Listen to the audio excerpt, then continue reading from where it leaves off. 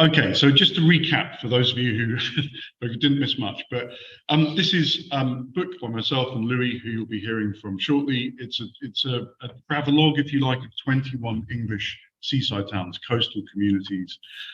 Some of the insights we're going to share with you, some of the ideas we're going to share with you, will be appearing in an academic journal article in the Social Identities Journal called Whose Story Is It Anyway? So if you are interested in sort of hearing more, you can buy a copy of the book. I'll explain to those of you who are in the room. You can do that physically shortly, but there are ways of getting the book to you via the post, if those of you who are online are interested in obtaining a copy. And you can read the journal article when it comes out. That should be on an open access sort of license.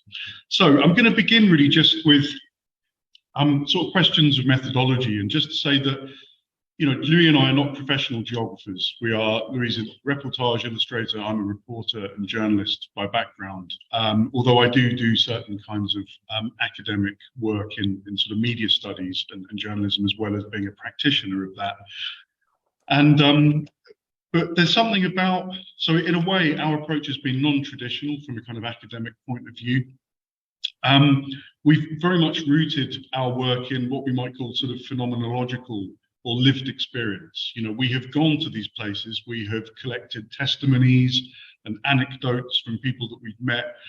We've recorded images that have been striking to us. We've tried to record impressions of places, and we've gathered that in situ, which is my colleague Louis' sort of term. You'll hear more about his kind of methodology as a reportage artist in a moment. You know, literally going out, literally and literally going out to these places and, you know, gathering information on the ground. That being said, that data then must be sort of structured and organized and processed in a certain way. Otherwise, it just doesn't make sense. You know, it's just a bunch of sort of discordant stuff. So I'm also going to talk a little bit about the importance of what the journalism scholar James D. Hamilton calls sense making. The inclusion of, there's one thing gaining some sort of sense of somewhere by talking to people and having that lived experience, spending a day or two or three. You get a certain kind of knowledge that way, but you also, I think, need a kind of certain context in order for that knowledge to be kind of properly understood. So you need this kind of detailed social, political, economic, and historical context. So that kind of comes into the book as well. Another way of kind of organizing and processing this data that we've gathered is to use certain kinds of metaphors and to think in sort of concepts, conceptual categories. And I'm going to talk a little bit about them towards the end of my little bit in a moment, just because I think it's useful to think about seaside towns through a number of different lenses.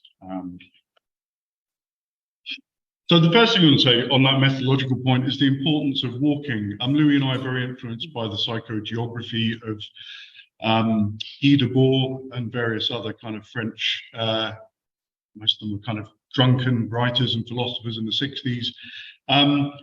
To the point of the dérive, I mean, there will be people here who will be obviously aware of what that means. In case you're not, there's a good definition from Plant here, which is to dérive was to notice the way in which certain areas, streets, or buildings resonate with states of mind, inclinations, and desires, and to seek out reasons for movement other than those for which an environment was designed. For Debord and his mates in 60s Paris, it was about trying to, in a way, sort of cock a snoot at the kind of monotony and the orderliness of sort of late capitalism, right? And the way that that had kind of manifested itself in these kind of, you know, roads and paths and sort of, you know, the kind of the planning of a city like Paris. Mine and Louis' sort of objective here has not been so kind of grand. It's not such a big sort of political project.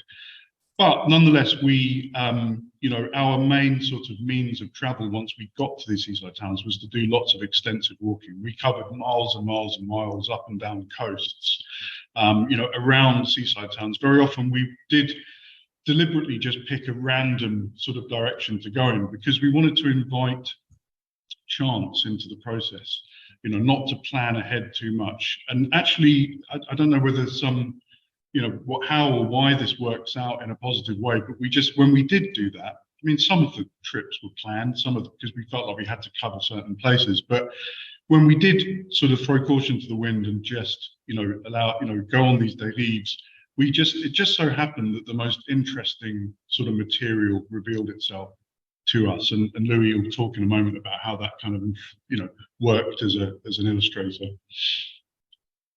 There are also all sorts of other advantages to walking as a mode of transport. You get a degree of peripheral vision. You get to see more when you walk as opposed to being in a vehicle. In a vehicle, you look out a window, a car window, a plane window is even worse because it's even smaller. You might be lucky to catch a skyline or some clouds, but when you're walking, you have your full sort of, as I say, peripheral vision. You can look where you want, You have more control over your own pace. You are not the sort of at the behest of some tour company or someone else driving you around, or a train driver or a pilot. You control your pace. You control how you interact with your environment. Yes.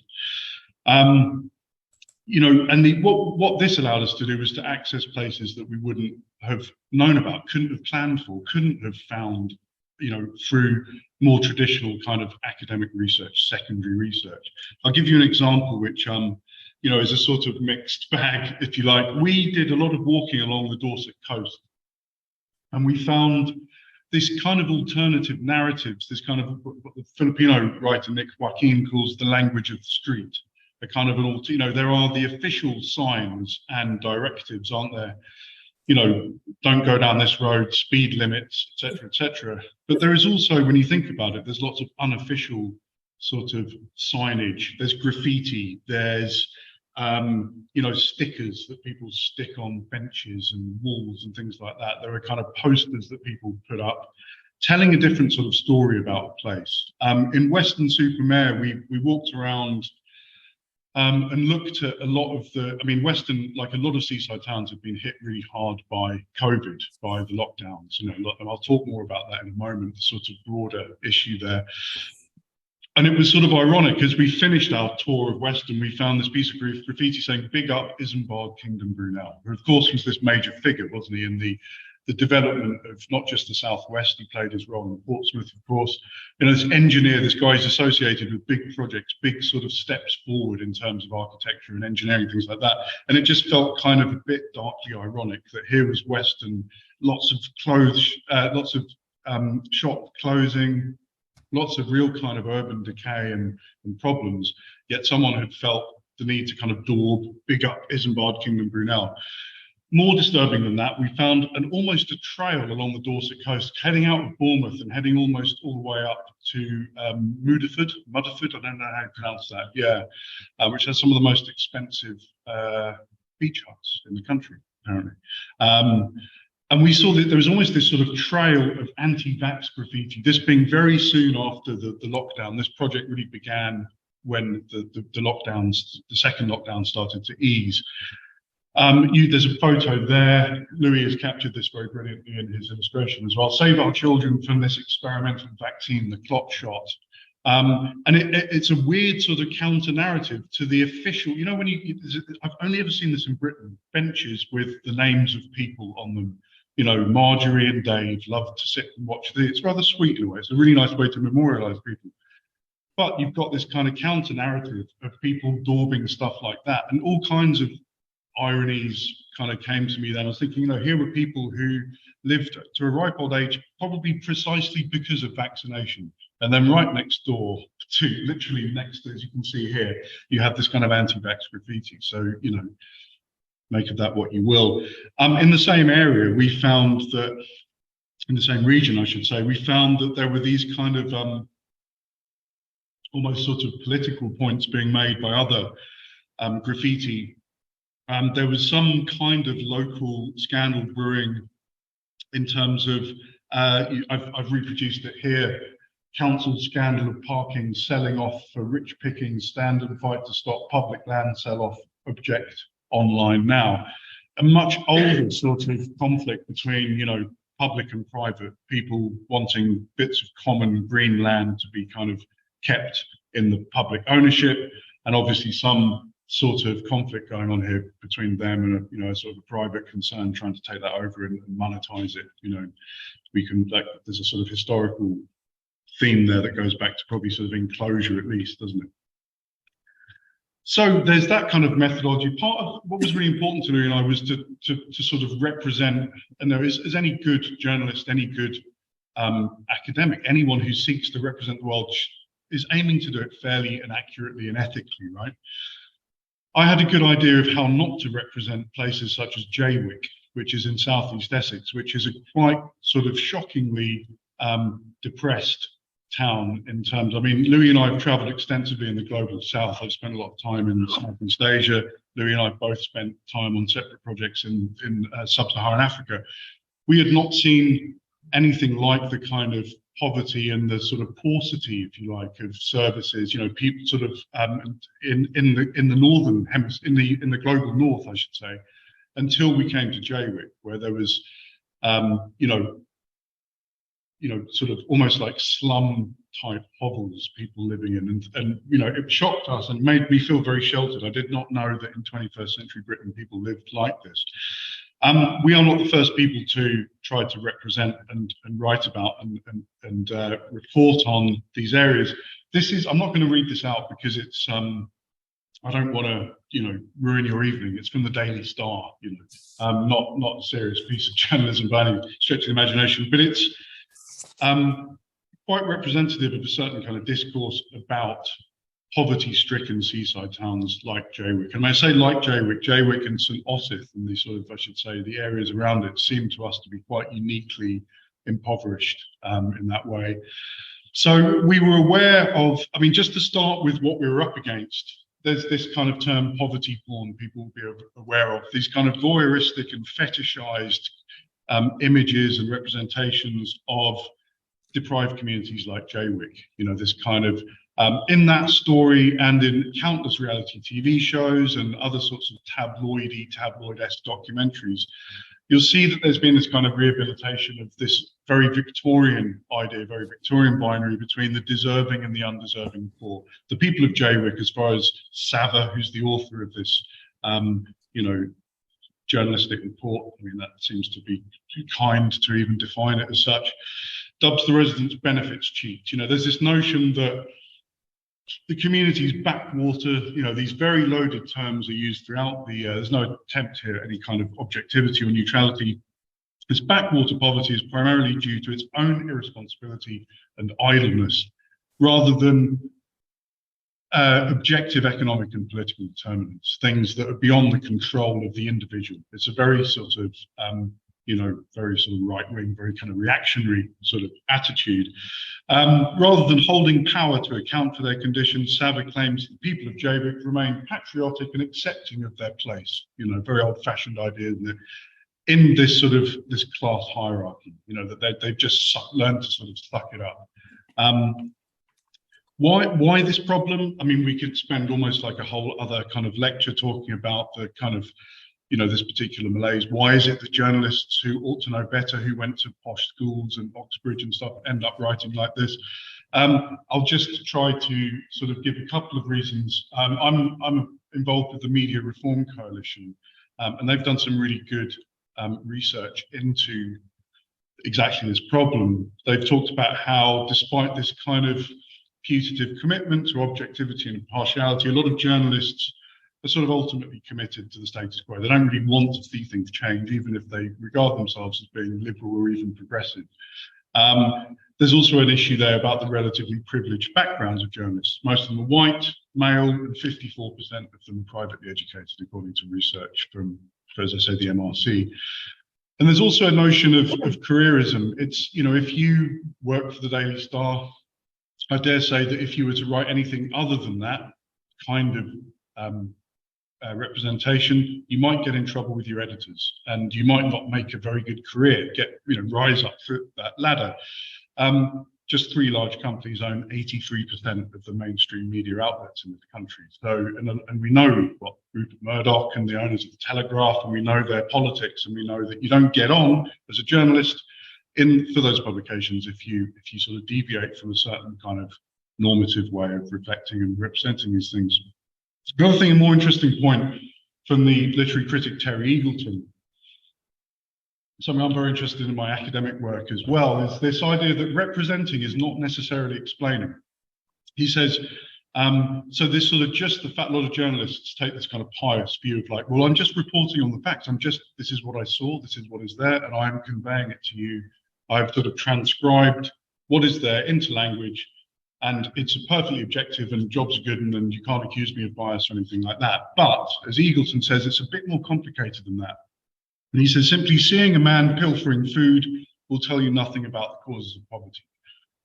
And we see exactly that sort of problem playing out in that tabloid, that Star story, doesn't it? Just because you show, there is a way of representing poverty and social problems, but it's not necessarily going to engender understanding or empathy or, any of those things. It can quite easily have the opposite effect or be intended to actually kind of be quite divisive and unpleasant in that way. So, oh yes, okay. So what we did, how did we deal with this in our own small way when we went to Jaywick, with this kind of notion of, with this sort of monkey on our back about how we're going to represent this without falling into going into the pitfalls of some of certain other journalists and people who've represented that place. We tried to, this is what I mean about the methodology. We had these impressions. We saw things. We saw that. We saw the people with generators in their gardens. We saw people with these kind of houses that they had kind of constructed from bits of debris. We saw that up front, up close and personal, as they say. But we needed to make sense of that. I go back to that point about sense making that I made earlier in the beginning. By actually sort of understanding what has happened more broadly, something that you can't figure out by going into a community and talking to people, because these are sort of wider, broader contexts.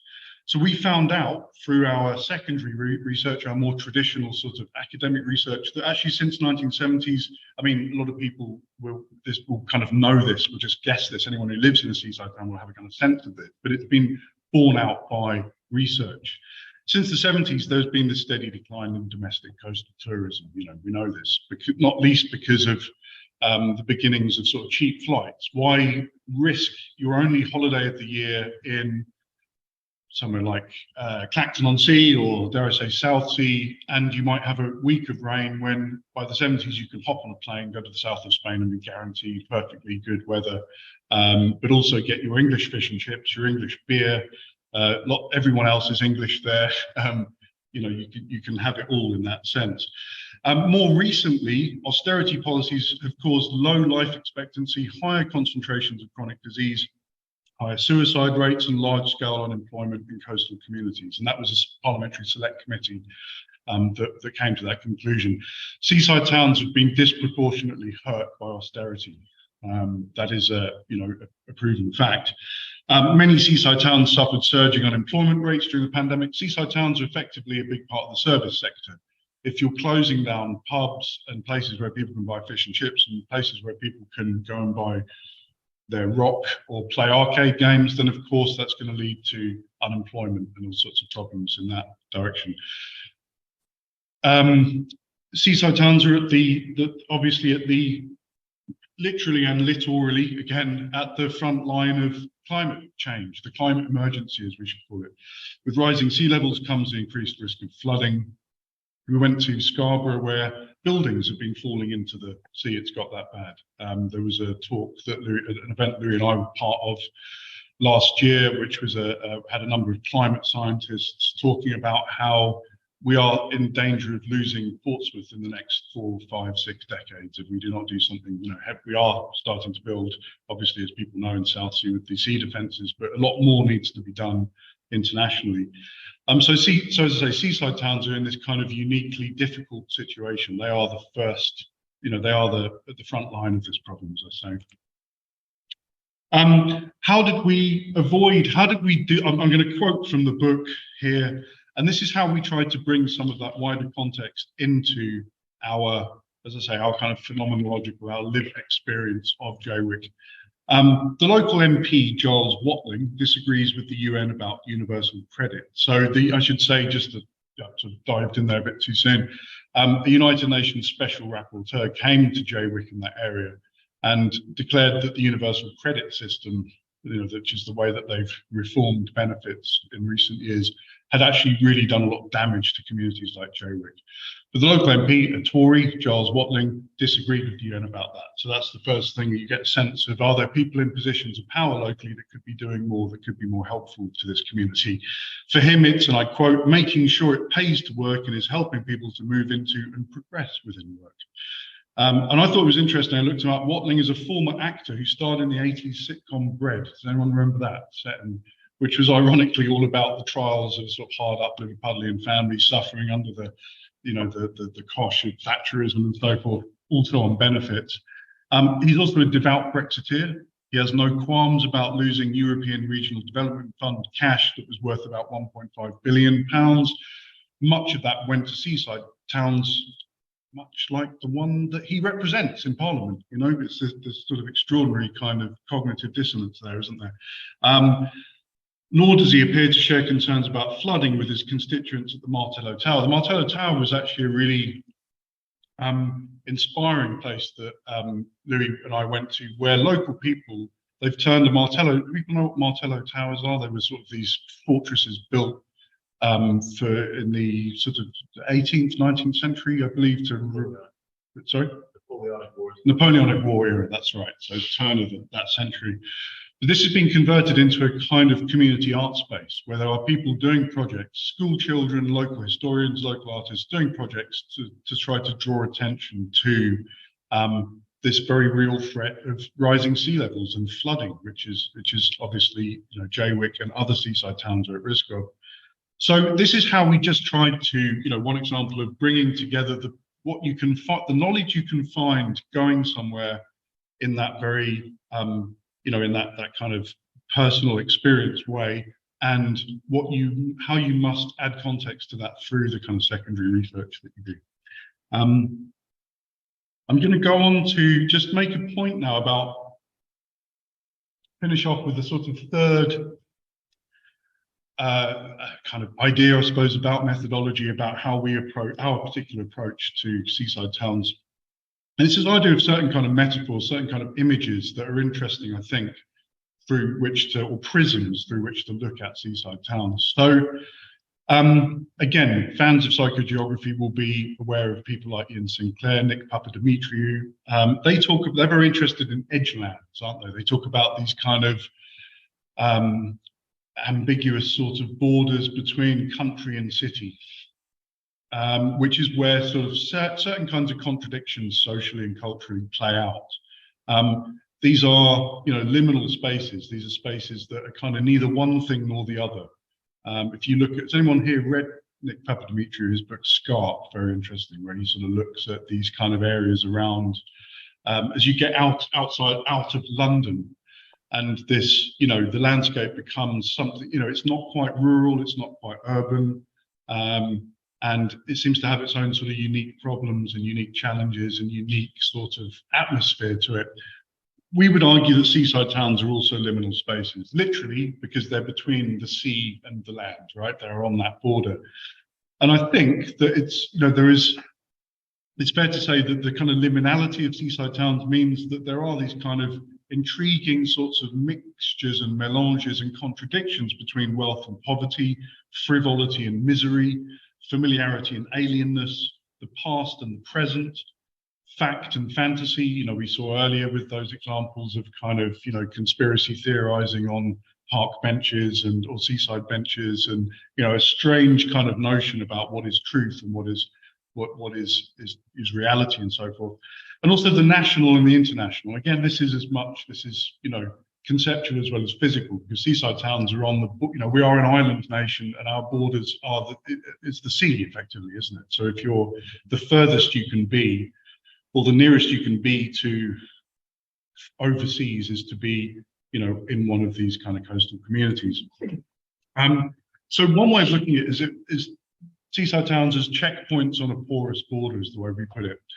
Seaside towns often import unusual and sort of stereotypical. In one sense, seaside towns, when people, are kind of invited to kind of define Englishness, what's the essence of Englishness?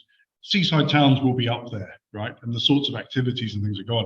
But at the same time, I think curiously, seaside towns also import very sort of stereotypically un-English facets and aspects of abroad, of foreign or overseas culture. So, we've already mentioned how Jaywick and St. Osyth struck us as being I'd never seen anything, Louis had never seen anything like that in England, let alone the global north. This felt very much like something of the global south seeping in to the UK. On a sort of more playful level and much less serious level, think of the way that the exotic is sort of invoked in arcade games. I mean, I grew up in a seaside town. I grew up on Hayling Island. Someone had to, which is just next door to Southsea. And so I grew up in these arcades, and I remember, there's Monte Carlo casinos, there's Aztec emperors. I don't know what it is about Aztecs and ancient Egyptians have to be invoked whenever gambling machines. I don't know where that began. They're probably cultural historians will have a field day over trying to find that out. Americana of all its kinds, the Wild West, the swinging doors. So many, nowadays when you go to an arcade, you have the kind of places where anyone can gamble. In fact, kids can play the slot machines and things. And then there's the kind of the place that you have to be over 18. And so often these are swinging doors, like something out of a Wild West saloon, and it's kind of, Wild Bill, Hopper Days, kind of whatever, gambling emporium.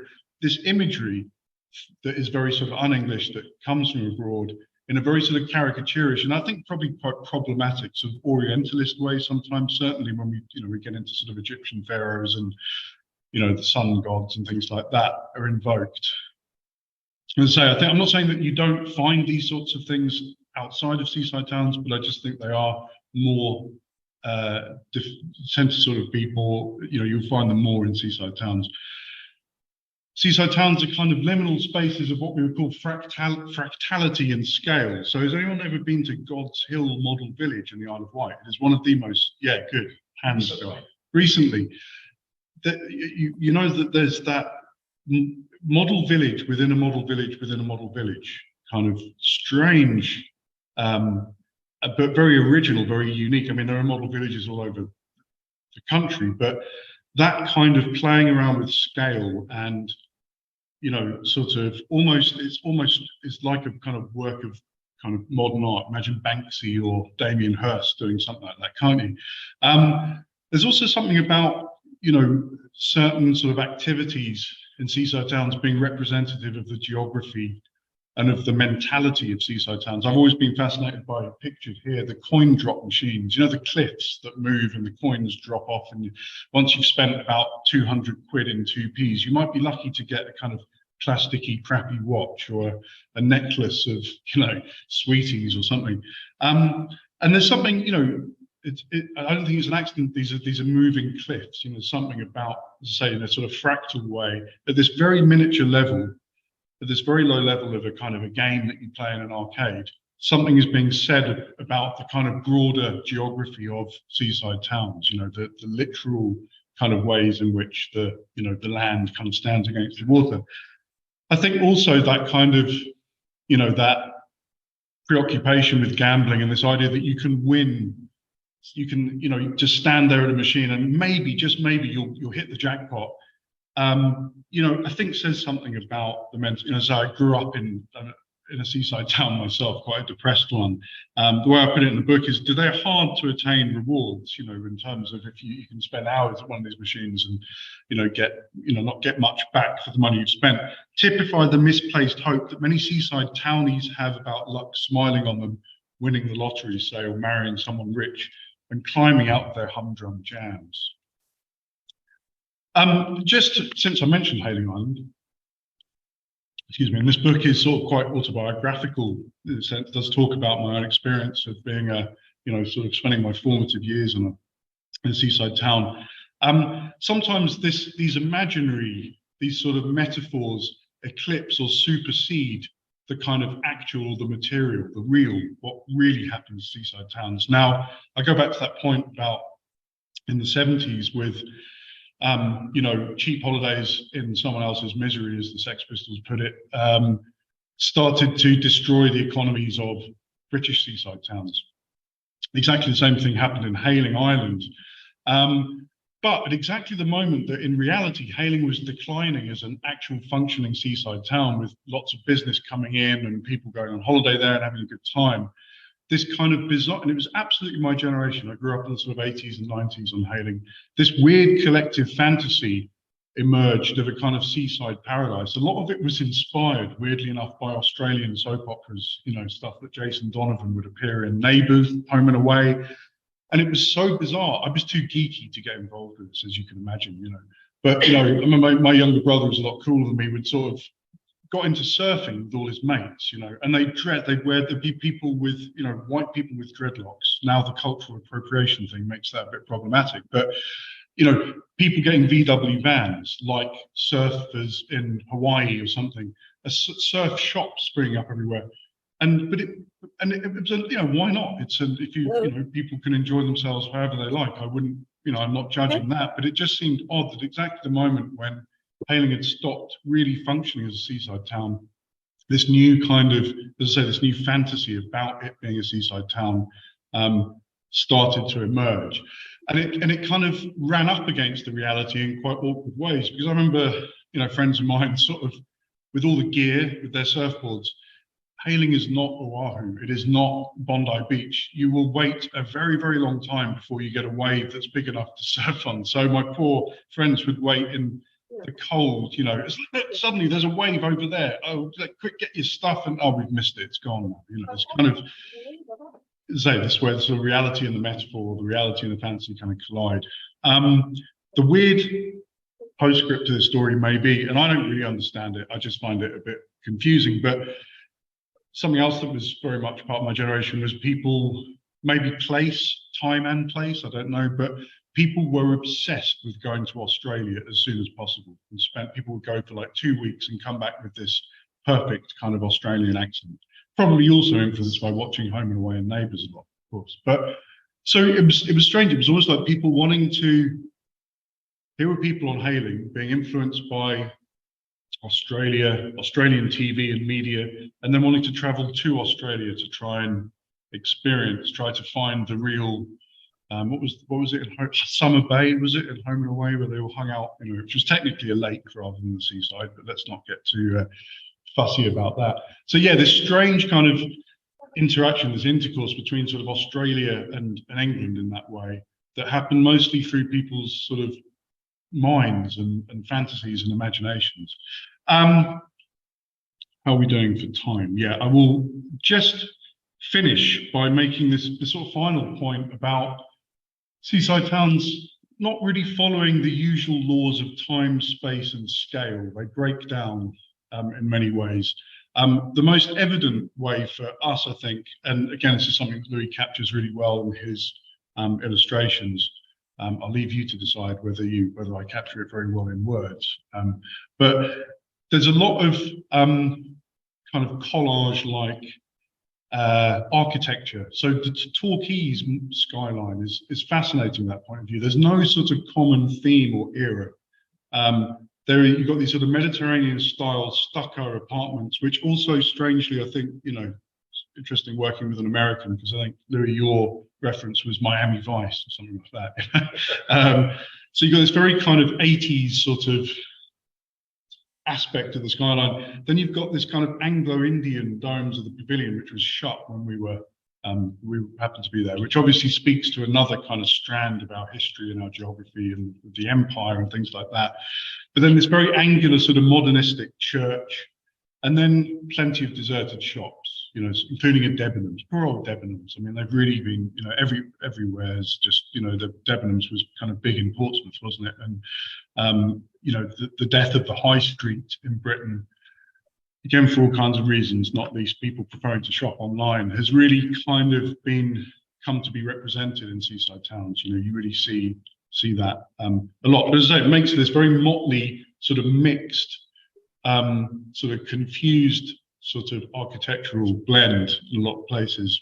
And I think all the sort of quirks I've been talking about are, I'm not saying that they don't exist in what we call inland England, in parts of England that are not seaside or not by the coast.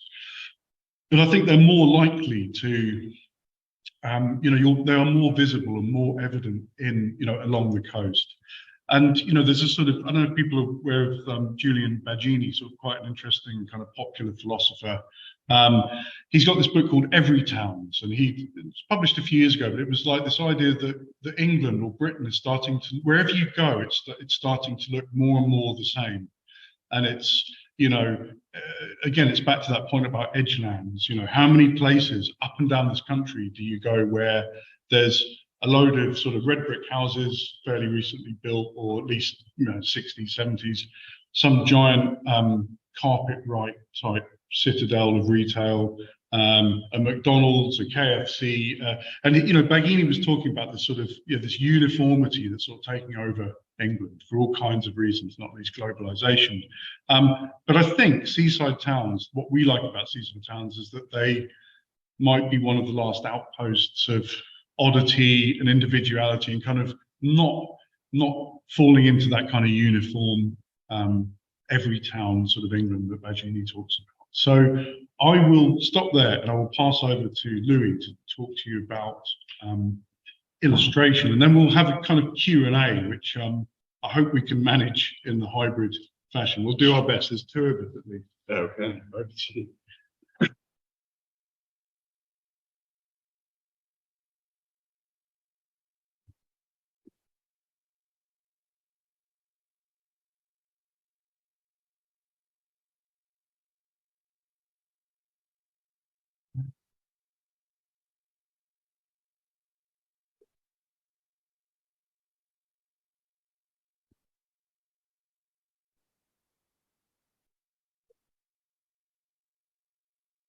Okay, that seems to be working. Hello, I'm Louis Netter. I'm an American. I apologize. But I have been here for 12 years. And I do have an Irish passport, so that gives me a little bit something which is slightly more exotic than your typical American. And I'm dressed for the occasion. I have a sort of Junji Ito's horror comic on my t-shirt. So there you go. That signifies being an artist. I also have spray painted hands due to previous activities today. What I'm going to talk to you about today is really actually looking at reportage drawing. In terms of thinking that this is two geographers, one of the interesting things to consider here in this space in the 21st century is actually that reportage drawing was the most prominent way of delivering the news and information to an image-hungry public in the 19th century. It was the way to do it. Photography existed, but photography was too cumbersome and difficult to move around. So therefore, drawing reigned. And we often think, we tend to make kind of comparisons about sort of drawing and factual evidence and the evidence that we can kind of derive from the photograph and other media. And we're a truth-obsessed culture. But really, reportage drawing does not represent an absence. Quite the contrary. Reportage drawing reflects and represents access, a unique kind of access to people and places in unique circumstances. As Tom had mentioned, this kind of idea of peripheral vision, of walking, of the dérive, of stumbling upon incidents of small and large human drama. These are things that drawing very, very well captures. And as you can see here, there's Gary Embry on the upper left, myself on the upper right, Jill Gibbon on the lower left, talk a little bit about her work, and Mario Minichiello on the lower right. These artists all through a very, very different stylistic lens. Also drawing, unlike the photograph, a drawing is the sort of sum of our nervous system acting on a piece of dirt stick on a piece of paper. We are inherently designed to make a very specific kind of mark. Every single person in this room will have a different signature. They'll have a different way of writing. That way of writing is connected to their experience, is connected to their physiognomy, and so forth. So drawing, one of the interesting things about drawing is it's centered on the individual, but that doesn't mean it's any less sort of accurate or representative of the real, true, and felt experience of the individual.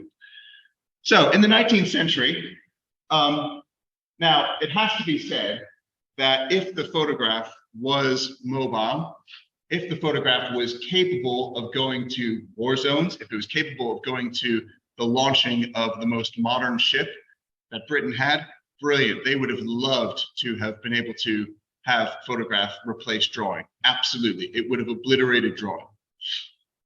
But it wasn't possible.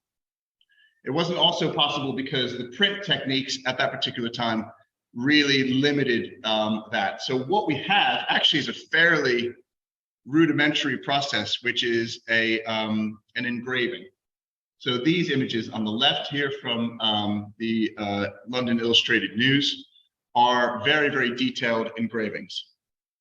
Interestingly, these images used a lot of photographic reference. So the people who were tasked to create these images really had an image-hungry public, a public that demanded accurate information, that demanded to know if that is a ship, that needs to have all the right sort of sails and ropes and so on and so forth.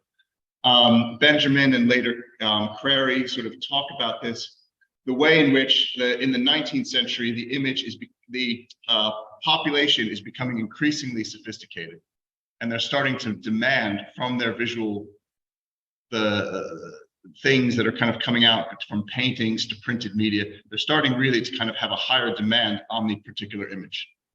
But these images as well on the left came from an eyewitness. So there was still some connection to an eyewitness at the scene, drawing quite literally events in the Civil War, events in the Crimean War. The Crimean War, you said some of the first instances of photography being used, and events, you know, sort of celebrations and so on and so forth. The news of the day, you had an eyewitness artist there doing kind of drawing. These would be submitted to the newspaper, and they would become the final images. So interestingly here, the features of the image, unlike today in the contemporary reportage drawing, from the environmental to the human and the machine, are illusory of reality and not in direct response to it, as in contemporary reportage drawing. So they're actually really trying to replicate some real sense of grounded reality with all that that entails, all of the detail that that kind of entails. So there's quite a high bar and high expectation put on drawing in this time.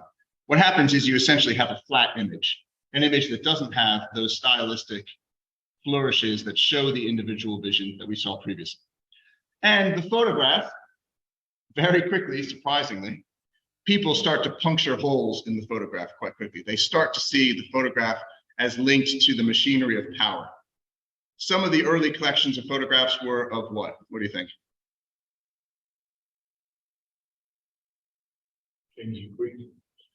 Yes, but also prisoners and the insane. So there's a link between photograph and regimes of kind of power and control. So immediately there's a sort of sense that, yes, it does reinforce the power and the prestige of the upper classes, but also is used to kind of control everyone else. And it's interesting as well how these kind of ideas of reality and captured reality become contested very, very early in photography, very, very early. In the late 19th and 20th century, we start to really see a shift. It is entirely technological. The only reason why we're starting to see a proliferation of drawing styles, stylistic options, is because the printing press can actually accommodate it. From etching to lithography, with lithography really starts to open up the possibilities of, you know, that drawn hand, people's, you know, sort of individual mark. And we really start to kind of also see in this particular time, interestingly enough, a more heightened connection to the everyday, to the working classes, to some of these moral issues, which in the later half of the 19th century, a burgeoning middle class start to think, well, actually, this is a bit embarrassing. We're living kind of quite good lives. Meanwhile, we're walking past a lot of poverty on a daily basis, and we're supposed to be good Christians. We really need to kind of consider this. So there's this real social consciousness emerging at this particular time. One of the great reportage illustrators and one of the greatest British cartoonists of all time is Ronald Searle. Absolute genius and hugely impactful. Interestingly enough, Disney animators found out that Ronald Searle drew with the Mont Blanc 149 pen, and they all bought them because they wanted to be as good as Ronald Searle because he was absolutely brilliant. But Ronald Searle was captured in a Japanese camp in World War II in Saigon, Burma, yeah. And essentially documented people around him dying of cholera and a variety of different diseases, and documented that. An incredible, he was a 21-year-old, and this artwork just demonstrates the kind of virtuosity that he had even at that particular age. These are some of the only images that we actually see of this particular time. You could also say the same thing about images that were produced during the Holocaust, images that were produced during captivity in a variety of different contexts. The top part of this drawing was used to roll a cigarette. So these drawings, they tell a kind of wider narrative of the experience on the ground, thereby sort of reinforcing the kind of validity of this kind of firsthand witness through drawing. So Felix Topolsky, we're losing a little bit of the thing here, arguably the most sort of active and dynamic kind of chronicler of his day, from the 1930s all the way to his sort of his death in 1989,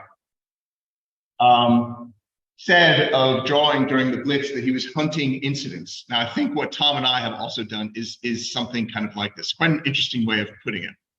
We're hunting things that are happening in the built environment to people in specific places that reinforce some ideas, not held contentions, but things we're actually seeing which are emblematic of something else, emblematic of poverty, emblematic of desperation, emblematic of the tiredness of a working mother, emblematic of a whole variety of different things. And that's kind of hopefully what the drawings in the book also detail. Topolsky was also adamant that all of his drawings were done on site. He worked very, very quickly. And these works are often very, sometimes a little bit confusing to the eye. But what's so fascinating is that there was something recognized in his work. A highly prominent illustrator who had who did portraits of all the sort of leading people of his particular time, and yet his work is so loose and so wild and so searching. And there was a real recognition, which is great. It's one of the proud things I think in this country. Real recognition of what drawing contributes to a wider understanding of the lived experience of people here and now.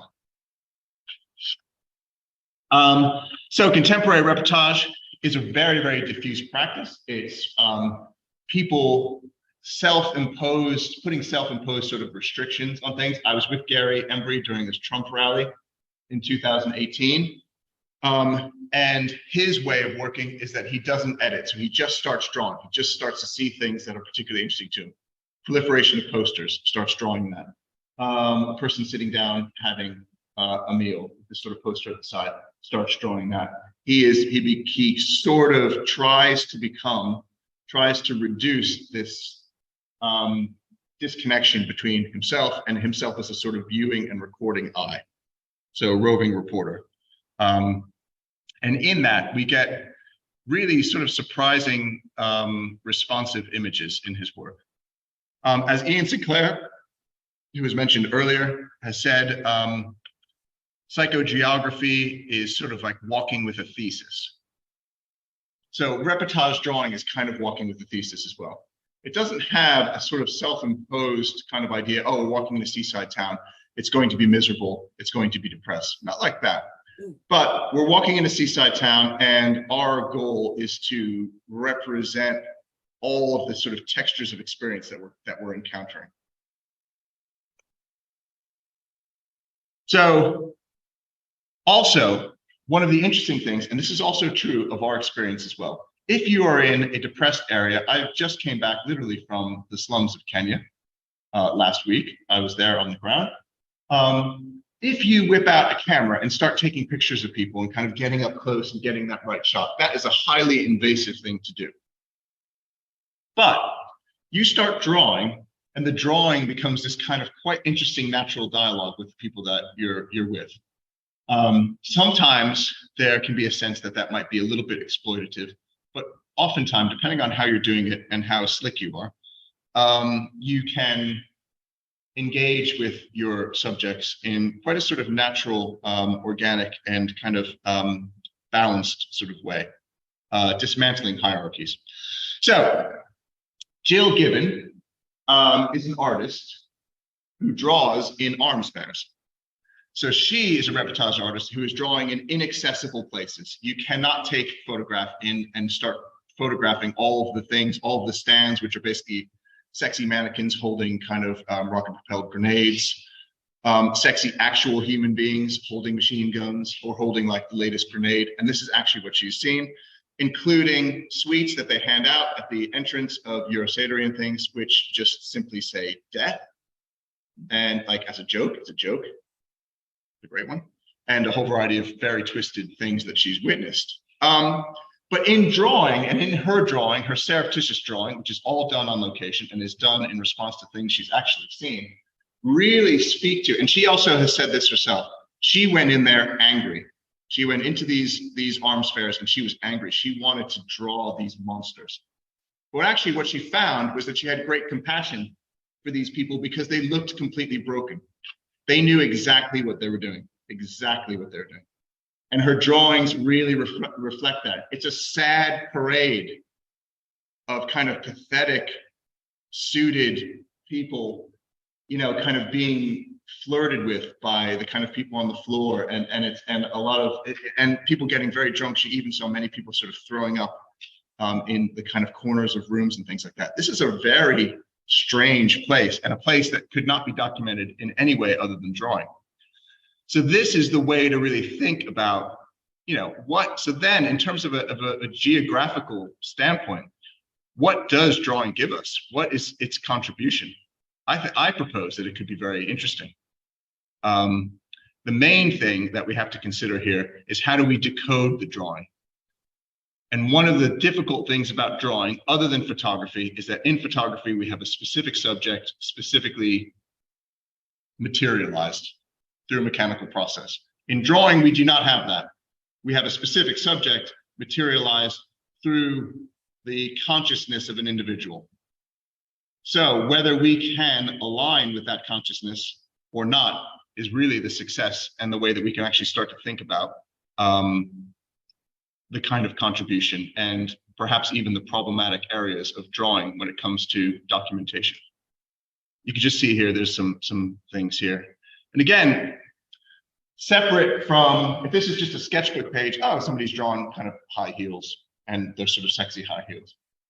With the added knowledge that this is drawn in an arms fair, they become sort of lethal weapons, you know, or they become like things that are sort of cutting into a very underground world. They become highly symbolic things. And this is the thing, the drawing is always symbolic because fundamentally it is comprised of abstract things. It's just lines and marks, it's dirt, it's bits of ink. You chuck this underneath a microscope and it just be like, oh, just kind of paper pulp and just like blobs. All right, drawing is weird. It's incredibly weird. So it is really the self-regulated ethics of representation. How are we representing these seaside towns? How are we representing locales? How do we understand them in drawing? Well, we understand them by, number one, drawing things that we actually saw. This is not fabrication. This is recording. This was actually done in Prague last January. And types and stereotypes, they can easily devolve into kind of surface caricature. You could just kind of go in and do this and sketch this in your room, and they just become these kind of caricatured cartoons that are disconnected from reality. But there is something else, that we're taking this information from in situ experiences, and they have a kind of anchorage to observed reality. It's the only thing, it's the tether that keeps these drawings real. It's the tether that kind of keeps them connected to the psychic experience of the individual. So it's a kind of flexible but breakable band between the observed, the real, and the rendered. And in this case, that makes them problematic to an extent. This was in Blackpool. Witnessed this guy actually there. There wasn't much business. It was kind of mid-afternoon. It was May. It wasn't sort of a school holidays. And this guy's here, and there's a sort of get in the bucket. And I didn't realize this while drawing it and so forth. But then there's also this kind of idea, the pathos of this kind of character. He's sort of slumped there. He's sitting, kind of waiting for customers.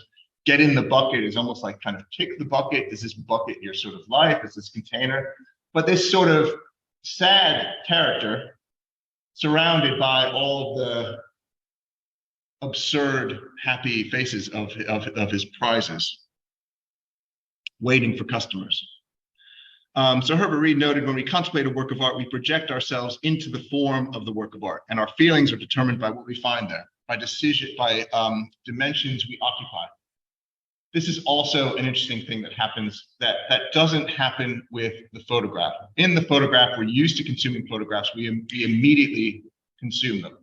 With a drawing, it's an analogous experience. So we start to see analogies between, oh, okay, so this is a seaside town.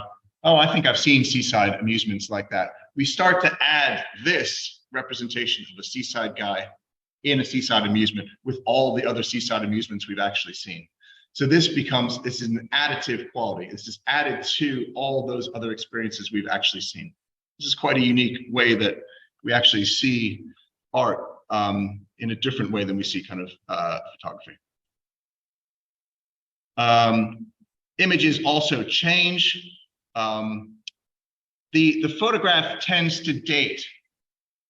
Images do date too. Sometimes there's stylistic things that people don't use anymore. As I tell my students, don't follow fashion. So sometimes there's ways that people work. You say, oh, that looks very 70s. Or there's different things that people do. Generally speaking, the drawing survives longer than the photograph. Photograph is highly contextually specific to a time and a place when it was photographed. Now, the drawing is contextually specific. This game show place may not exist in 10 years. But the sort of sensations that are represented in the drawing, although specific characters represented, are immediately more symbolic. They're more symbolic. They're symbolic before they're specific, even though they are in fact specific, if that makes sense. We start to see them as iconic, an expansion of the real towards the symbolic, and a dam against, corrosive properties of time. So the symbolic and iconic properties connect us to a wider spectrum of experience of the people represented, as opposed to in the photograph. We see a photograph, no matter what it is, a person we don't know, we do know that that person existed in that specific time, experienced that specific thing. In a drawing, we don't. We have a much kind of wider experiential understanding of the image as symbol, the image as a wider representation of place and time. So we seek things that correspond to our own experience, moving from the known and move outward or inward. We also re-perform the drawing act. This is also unique. We don't re-perform the photographic act. We don't recreate photographs in our mind. We don't have to, because it's a slice of reality. But in drawings, we do. We actually understand the drawing by understanding the drawing's construction. And in that sense, we also have a more embedded experience of what the artist actually felt and saw and constructed in that moment when that drawing kind of came to be. So we re-perform the act of drawing, which I think is another way of perhaps championing the use of reportage drawing in the kind of context of journalism and understanding spaces and places and locations. So this is left is from Bournemouth. Had a chat with this guy. He seemed quite desperate, but he also seemed a little bit confused. I wasn't entirely sure it was a quasi-legal problem that he was encountering, but I didn't fully understand it, and I think he was maybe under some kind of mental duress as well. On the right here, this is an image of Langston Harbor. We were doing a project that is in the book as well, basically kind of about coastal waste, looking at kind of waste in and around Portsmouth. And this is just an abandoned fiberglass boat, essentially. That was just there, and nature had kind of partially taken over a little bit. But what the drawing holds in terms of power, in terms of persuasion, in terms of an understanding of locations, that's a highly individual thing. Some people might prefer to see a photograph, but what I'm really arguing, and what this sort of book is really essentially saying, is that, but with that, just like the 19th century, we know the photograph couldn't be used because it was a kind of clunky, technological, burdensome thing to lug around in a war zone. You can't be in the kind of, Civil War, being like, okay, guys, you just have to stay still, stop killing each other, stay still for 2 seconds while I can take this photograph. It's not going to work.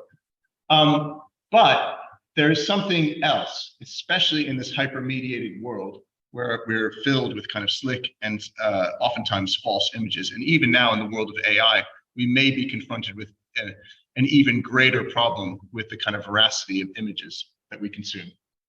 The drawing, at the very least, was created by a human being in a time in confrontation with reality. Situated, invested, drawing cultivates empathy, a narrative of kind of mundane human drama. As Tom had said, we're not punching down when we're doing these sort of drawings. We're really thinking about, but there is a desire to really grapple with reality and not look away. Whether that reality is absurd, as in Hot Dog Man putting mustard on his face, or ketchup, I think probably, or people sitting in a bench in a amusement area in Hailing Island, right? Cultivates empathy. We want to know more about these people. We connect to their lived experience, and they are looking out to us. They are reaching out sort of to us, for us to align with their experience. So not a comprehensive vision of place, but a vision of the experience of place, right? The photograph can give you all the slices of reality. These things actually happened. This kid was on the whirlwind and sort of laughed and smiled, and the mother was there buying cotton candy. All those things actually happened to actual people in that specific place. But the drawing is about the experience of the artist, of an individual encountering human subjects or the built environment. And there's something kind of quite interesting about that, provocative, even, dare I say, old school about that. So while they're polluted with subjectivity as a whole, it's an effective psychic portrait of a locale, right? Like the best art, its currency is poesis. You don't know what poesis means. It essentially means making something of nothing.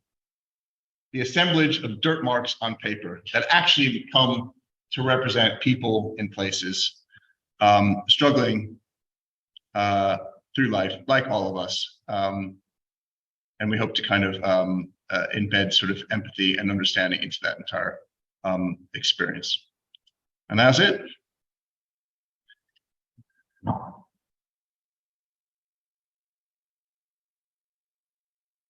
Okay, so I think we have some, shall I get to where we can see both of it? We have some time for some questions, so just move that back. Yeah, maybe we'll do. We're just going to put up a slide where people can find out about how to get the book if they're not here. So can I just? Yeah, sorry, just one moment. We'll go to questions in a moment, but before that, I will just put up the slides that I forgot to.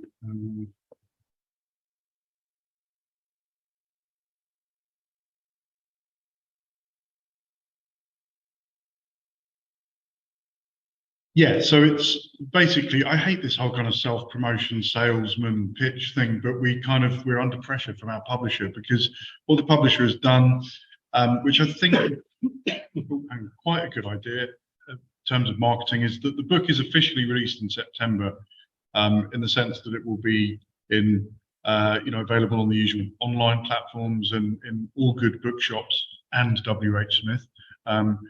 Sorry, it's a bit cruel on WH Smith, isn't it? They're good magazines. But before then, the idea is that we've got some advanced copies for the events that we're doing over the summer, Louis and I, to sell. So those of you who are here in the room with us, we have some copies, £12.95. That's a bit cheaper than they will be when they come out in September. Those of you who have joined us virtually, if you want to email us on either of those email addresses, we can send out, and obviously pay us, we can send you out a copy, and the postage and packaging will be free as well. Just so that you, I don't know whether Will Self is quite divided. I happen to be a huge fan of him, but he said something nice about the book. An enjoyable read. The illustrations have a mutant Donald McGill vibe. And Arthur Smith, people will be the comedian, appears on Radio 4 a lot, also gave us a nice little endorsement there. So that might sort of persuade you that we're doing something right, maybe. Anyway, so that's how you can get in touch with us if you want to get hold of a copy of the book before September. But we will stop that. Lou, if you want to sort of move back in, and then we're available for some questions. People online, you can either turn your mic on, and we're happy for you to sort of speak the questions, or you can drop in a comment, a typed comment in the box. Yeah, if you don't mind monitoring that, Louis. And then, of course, people in the room, if there's any questions from you. I think there's a question for you here, Tom. Oh, okay, yeah. Shall I read it out? Yeah, if you don't mind, yeah. Yeah, sorry I arrived late. I may have missed your views on what I'm asking about now. You describe seaside towns as liminal places, Tom, being spaces between land and water, and I suppose as far as many people are concerned, a beach space between flood and low tides as well, or two. Have you considered or described seasonal changes?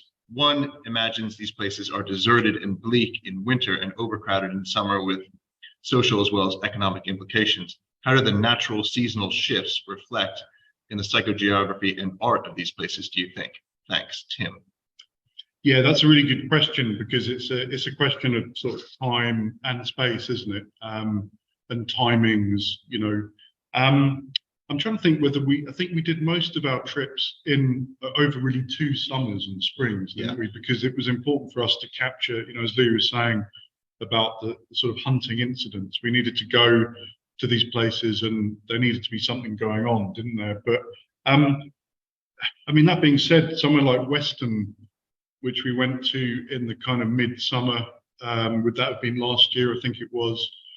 Even in high season, there was as I said earlier, there was a lot of places closed. And I used to live in Bristol about 12, 13 years ago. I moved in 2012 from Bristol, and I remember Weston being completely different. There being much more going on, and I suppose in that intervening period, that decade, the COVID pandemic obviously happened, austerity, started to bite hard. So over that kind of longer range of like I say, a decade, definitely I could observe some changes. But it's a good point actually about whether, how different. I'm sure certainly Portsmouth, where we live, is very different in the winter months, and you would get a different sort of experience.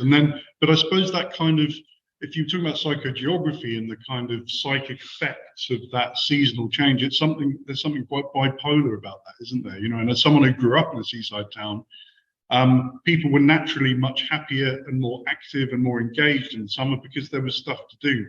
People, whether you were, a kind of quasi surfy or not. But in the winter months, in the kind of months when there wasn't much business and these places were closed, people did kind of sink into a kind of depression, I think, and it was a kind of collective feeling. And I dare say that it's similar in other seaside towns now, really. Places like Scarborough, and we saw Scarborough in mid-May, I believe. So maybe not quite the height of the summer months, but it really had a kind of an incredible sort of depressed quality about it. And I'd be surprised if that really dramatically improved in the summer months. And I think places like Clacton-on-Sea, although the pier was one of the best piers we've ever seen in our travels, it's his sort of best beach on the North Sea. And then, of course, rain pounding it and so forth. It's like there's a good reason why there's a kind of substantial pier there enclosed, because the weather was not particularly brilliant. So as Tom had said, I think the weather and the ease of travel to sunnier climes probably is massively impacting these things. But what we found probably because of that is that a lot of the people who are going to and frequenting these seaside towns are from the more local area. So definitely much more of a local. Yeah. There's a question that, and we'll come to, there's a couple of people in the room who want to ask questions, but Robin is saying they have to leave early. Will the recording be available? Yes, it will. Yeah. We'll talk to the RGS about how we can make that as widely available as possible. So no worries on that score. Yes, Steve, you had a. That guy asked. Oh, sorry, you're pointing to someone asking. Yeah. Seasonal changes in psychogeography. What's that? Yeah. So the question, just if you can't hear, is what about in reference to the other thing about seasonal changes in seaside towns, what about this notion of psychogeography? And the question was that not familiar with that particular term. Do you want to take on psychogeography? Yeah, I'll try and be as brief as possible because it's a big subject, and lots of people are very interested in it, and we could probably have a debate going on for ages about it. But it's just broadly speaking the sort of interaction, I suppose, between people's psychology, and the environment, the physical environment that they inhabit, and how living. I think what the gentleman was sort of getting at was, what kind of psychological effects does that sort of seasonality have in towns? So yeah, it's Psychogeography as it's practiced today, even in the early days, because it was really about those Paris malls and these arcades and things like that, was really basically about kind of scrutinizing a modernizing society and seeing whether that was actually also fair. So it's very much a sort of social, political, sort of moral aspect to psychogeography, which I think we probably. The idea of the dérive, the random walk that I mentioned earlier, was to kind of challenge the ways in which space had been kind of designed by the powerful. So in the case of Paris, there were these people may know that there were these sort of wide boulevards that were designed so that they could send troops and sort of horsemen to quell rebellion and revolution. And De Boer and his mates, being sort of Marxists, were kind of wanted to try and sort of challenge that kind of urban planning by doing these, by kind of disrupting it by walking randomly, usually after having drunk a lot of absinthe and stuff like that. Some awful liquor like that. Yeah, you had a question. Sorry, gentleman with the beard. Yeah. Thank you. First of all, yes, I agree about the importance of the seasonal aspect of the physics. I did quite close one. See whether it's. It's not just a question about what these spaces look in some of it is how they're perceived. People who come from London or to a seaside place in the summer and see the estate will have a completely different impression of that day than somebody who lives there during winter. The employment is season too. But that wasn't actually my question. It was more about the illustrations doing and the distinction between that you draw between the photography and the drawing. I probably misinterpreted the way I simplified, but I think you suggest that the photograph is there at a specific time and place, and that's sort of the end of it, and that it's the drawing that gives the atmosphere and perhaps a more timeless kind of impression of scene. I only say without offending photography, and I'm not familiar with names of things, but I've certainly seen photographs, particularly of scenes of poverty in difficult places, whether it's derelict northern English towns or somewhere in the developing world, call it, that are really quite powerful. And I would argue Definitely. any more to say about it. Yeah, I think that's absolutely true. Should we just restate the question? Yeah, so the question was really about that distinction between drawing and photography, that, well, actually there are photographs that really that are timeless and do capture the textures and all the understanding of locations and people and struggles and so forth. Totally agree. One of my favorite photographers is Sebastião Salgado. Don't know if you're familiar with him, but I think it was Migrations, but an incredible book really about human migration globally. I suppose my argument is not really that one thing is necessarily better than the other, although it probably kind of comes across that way, but actually that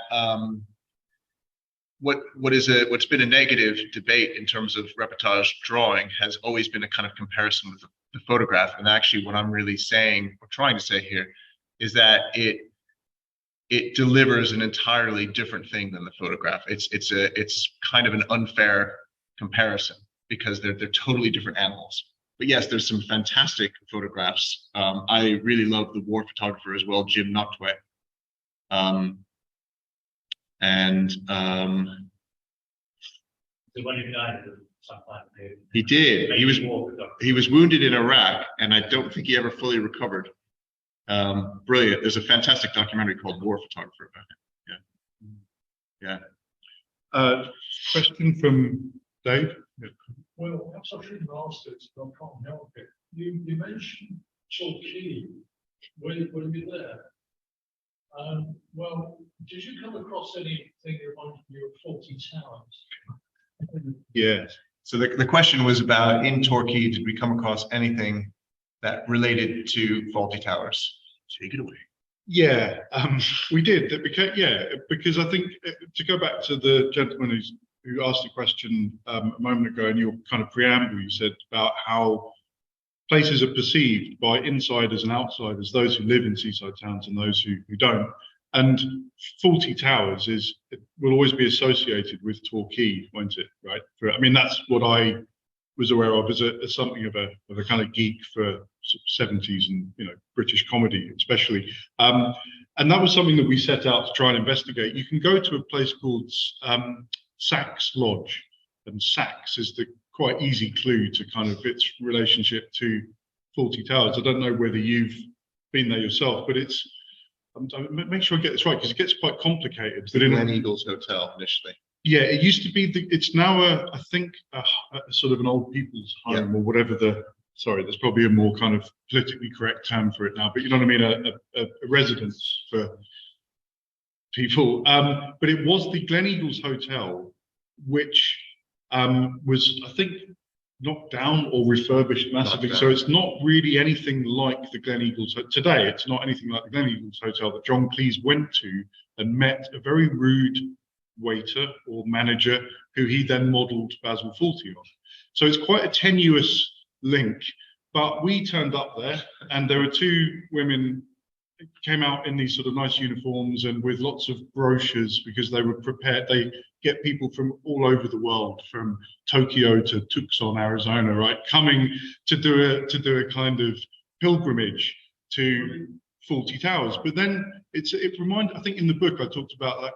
It started to make me think of, that the paradox of Theseus's ship that philosophers talk about. Like if you have something, like this telephone, if you were to take apart this telephone, how much of it do you have to sort of take away before it stops being the original telephone? Or how much of it do you have to replace with some other pieces of stuff before it stops being what it originally was? And for us, it seemed like a variation on that paradox for us, because Fawlty Towers, yes, it was like, that was tenuous enough, the fact that the building we went to wasn't actually the hotel. But then we found out that it wasn't filmed anywhere near Torquay. The interiors were filmed somewhere. Well, the interiors were BBC studios, I think, and then the exterior, the kind of iconic exterior with the sign, was somewhere else, not in Torquay, Buckinghamshire or somewhere like that. So yeah, that did seem to. But for us, it was a way into thinking. Like it also coincided with, I think what we call it, myths minor and major was the sort of subtitle for our Torquay trip, because it seemed to be, again, somewhere where kind of strange ideas seemed to circulate. There was, again, anti-vax kind of stuff going on and conspiracy theorizing and signs and graffiti and things like that. There were people, we got talking to people who'd been to a spiritualism conference recently. There was a sort of, again, quite tenuous claims in the museum for people from Torquay. Agatha Christie. Agatha Christie, who I think was from Torquay, but then as you look into it, she wasn't that inspired by it. I don't think any of her books really took place. So yeah, it all seemed, the whole Basil Fawlty Towers thing seemed to kind of say something about that. I mean, Torquay is not unique. I mean, here in Portsmouth, we make a lot of Charles Dickens, who left when he was a kid, right? And actually wrote quite disparagingly about Portsmouth. But don't tell the local tourist board that, you know.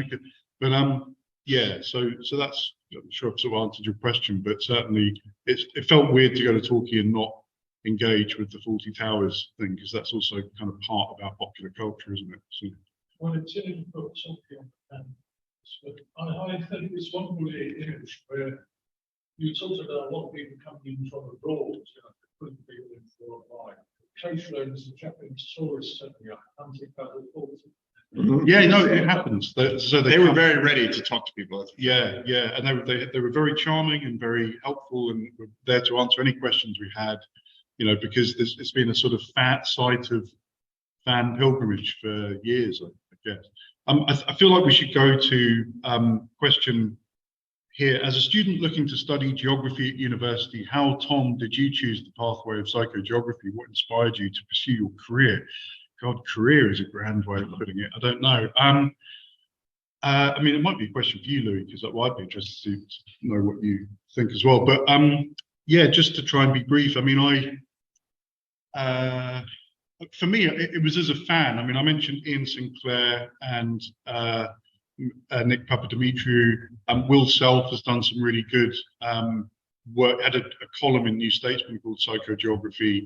It was as a fan of that kind of writing. You know, people who were kind of very thoughtful, people who travelled and travel, and then come up with these really, I think, kind of inventive and innovative ways of kind of thinking about. You know, I go back to what I was saying about metaphors and certain kinds of conceptual lenses that you use to view the world. In a, you know, there is the kind of travel writer who is quite literal in, you know, they travel somewhere and they talk, or the geographer, dare I say, who is interested in hard sort of economic and social facts, and that's fine. You know, there's some element of that in the book as well, and I think that's important. But what has always interested me has been, yeah, kind of slightly more imaginative or creative ways of understanding the world and understanding. I think it's about the interaction of self and place, who you are as an individual, and how you're affected by the places that you visit, how you may have some effect on that place as well in a strange sort of way. It's about perception, it's about sort of opinion, and about conjecture and speculation, you know, all these sorts of things that go on in the mind, really. And, you know, I suppose that's what has, you know, like in the way we sort of perceive and look at the world. But I don't know, Louis. I think I would just say one thing on that, which is basically looking at Jill Gibbons' work, where she works in arms fairs and draws there. She has said that she sees kind of one of the central sort of functions of her work is that she is countering the this dominant imperialist surveillance culture around the arms industry. And she's doing it in this very rudimentary means of sort of drawing on paper in this sort of secret way. She finds that sort of kind of thrilling. It's a kind of confrontation, just like psychogeographers, with the expected ways, the expected modes, the expected paths that modern society has basically said that we should really keep on those paths. Psychogeography says, no, I'm going to ditch down this alley, or I'm going to go to this place here. I'm going to see something that I'm not, in some ways, supposed to see. Not supposed to see. You're not supposed to see what happens in arms fairs. You're not supposed to see the streets of Jaywick. These are sort of dirty little secrets, really. So a big part of psychogeography is exploring and kind of exploding these spaces, places, these people and lived experiences for us all to come to grips with. And I'll just add to that, you know, someone like Ian Sinclair is really interesting if you look at his work, sort of London Orbital, and Ghost Milk, that sort of era of his work. He's very interested in the way that kind of London, his beloved London, you know, he lived most of his life in Hackney and writes, you know, he's always written about kind of that part of London sort of more generally as well. You know, he was really from the 90s, he was onwards, he's been concerned about the kind of privatization of public space. And, you know, as Louise says, the kind of CCTV cameras everywhere, and the idea that there are suddenly places that anyone could access are now blocked off because they are owned by, you know, corporations, or they are sort of have become part of the sort of, you know, have been taken over by the military or by the security, various kinds of sort of security services and things. So yeah, he's you know, I think exemplary figure, and certainly in you know, written psychogeography. And then of course, as Louis says, there's this whole sort of visual and illustration kind of element of it too. Any more questions? Yeah. I wondered about that last point. How do you distinguish between you as the observer in psychogeography and your feeling about a place being depressed or whatever, and the actual people who live there? So the question is about how does one see themselves in relation to the people that they're documenting, where they have thoughts and feelings about ideas of being in depressed areas, or people, you know, being depressed or economically depressed, but that may conflict with how the people on the ground are actually experiencing their lives. Yeah, It's a very good question. And which means it's difficult for us to answer. So bear with us. Sort of code for like, how dare you ask such a difficult question? No, it's great. It's a good one. I guess in a way, I mean, you're well, from myself, I'm trying to render what I'm actually sort of seeing, so that it isn't some magnification of the real or the observed. It's a kind of close. I should say, actually, it is a magnification of the real and the observed, I should say, or it's not a distortion of the real and the observed. That these are things people actually seeing, experiencing these things. But you're absolutely right. I think a place like Jaywick and a place like St. Osoph was very interesting, because in a sense, the community spirit there was remarkable, particularly St. Osoph. These were houses which looked like they were essentially made by hand, but they had their own corner shop. There was a clear sense of community there. They built their own pub. Everybody needs a pub. They literally built their own pub. Not a single chain store, not a single recognizable name chain of small shop, convenience store, or supermarket for miles. So these were really edgelands, except they weren't really edgelands. They were actually little towns. But the other thing, there was no road. There was no direct road to Jaywick. You had to actually to Clacton. To Jaywick to Clacton. There was no direct road. There was no direct road to St. Osoph. We had a very difficult time finding a taxi that would take us from St. Osoph back to Clacton-on-Sea, largely because we had to drive through an enormous caravan park. But I mean, we're talking about an enormous caravan park. Yeah. And I think there's the statistic, it's one of the biggest ones in the country, I think. It's absolutely massive. So economically isolated, flood prone, economically deprived, but a clear sense of solidarity, clear sense of community spirit, of taking care of one another, which is interestingly something that we've both found very much in the poorest parts of the global south. I just, as I said, got back from Nairobi relatively recently. And you see there's things that are happening on the ground. There's a level of care for the other, which we could learn a hell of a lot from here. We just don't really seem to care about even the people. I mean, I care about you, but even the people like in our kind of close proximity, you know. And I think that's this is a serious problem. You know, and it's a symptom of late stage capitalism, even what some people have referred to as zombie capitalism, which is what we're kind of living through at the moment.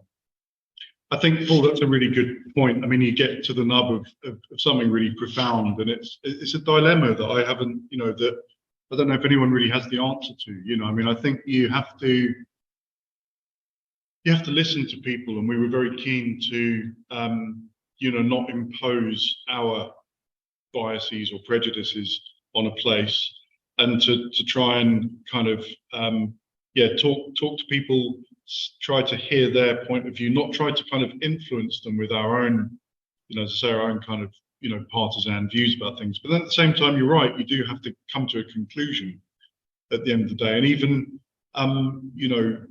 even the way, this in your discipline as a historian, even the way that you kind of, no matter how neutral you try to be, just the act of like selecting which quote to include in the book or which bit of a 3-hour conversation. You can't include a whole 3-hour conversation with a guy in a pub in the book. It would become extremely boring if nothing else to read. So you are selecting, and you need some, and of course everyone has some criteria by which they select what they, what to include. So I think, it was a mixture of kind of, of listening and speaking, if you like, listening. I think going in, first of all, and listening and trying to get a sense of the perspective of the people that we spoke to and imbibing that, and only then maybe coming to some conclusions at the end. Like I was very keen not to, I took lots of notes while Louis drew lots of, his illustrations. And for me, I didn't want to start thinking about that sort of later stage of the writing process, which every writer has to go through, which is sort of like, well, what's the insight here? What's the point? How do I shape this into something that someone will want to read and will deliver? What does all this mean at the end of the day? I was very keen not to think about meaning until we'd got out of that, we'd got out of that town, and I'd, all the evidence, all the kind of notes were in front of me, and only then did I start to try and see a pattern in them and dare to maybe start to kind of impose my own thoughts on it, really. But yeah, it's a difficult one, I think, because part of the, I'm quite sensitive to this because, one of my other sort of kind of activities as a scholar and as a writer is, I've written 2 books about the Philippines. I've written a travelogue about Manila. And I've also written a book about a kind of book of literary criticism, really, a literary history of Western constructions of the Philippines and of Manila. And as you can imagine, there are many, the vast majority of people who have written, Westerners who have written about that part of the world, have done so with these very problematic models of, what we would think, well, many of us, not all of us, would think to be ethnocentric and quite insulting sorts of stereotypes that are wheeled out about the sort of the lazy native or the skinflint Chinese Filipino. I do a whole chapter about kind of Western representations of Chinese Filipinos. So you're walking in the footsteps of a lot of people who have done a very bad job of imposing their sorts of models on a place. So I like to think that we're not perfect. We've probably made mistakes, but at least we're both, and also I should say in Louis' sort of academic work, he's looked at other artists and how and some of the problems of, when they've represented other cultures and people who are unlike them, the other, to use that sort of cliched academic term. So I'd say that we're both at least a bit more aware of that and a bit more aware of the pitfalls to avoid. Certainly, I know it's not a high bar to to rise above, but certainly compared to that Daily Star story that I mentioned earlier, at least we're better than that, I hope. Yeah, I know. Yeah. Any other questions or comments, or do we need to wrap it up? Yeah, we probably. Okay, that's fine. Okay, that's probably a good time to stop because there seems to be a pause in the. Well, thank everybody very much. Yeah, thank you so much, everyone who joined online, everyone who came as well to see us in person. It's a warm evening. There are probably people who prefer to be sitting in their gardens drinking cold beer or something. So we appreciate that you came to listen to us. We hope it was worth it. We hope it was interesting. And special thanks to Derek Martyrshead, who from the Royal Geographical Society, who just so happens to be a colleague of ours at the university. So this made the whole process of organising and planning this really much easier than it would have been otherwise. So we're really very thankful to him and his colleagues at the RGS for facilitating this. And did you want to say anything, Derek? Just Yes. It's just been a experience. Oh, it's far too long. Will as part of the studies I've done. Weather, seaside. It's a great revelation. Psychogeography, I've never yes, down. Resounding applause. Thanks very much. Thank you for you as well. Really great intervention from you as well, which was that was very boring.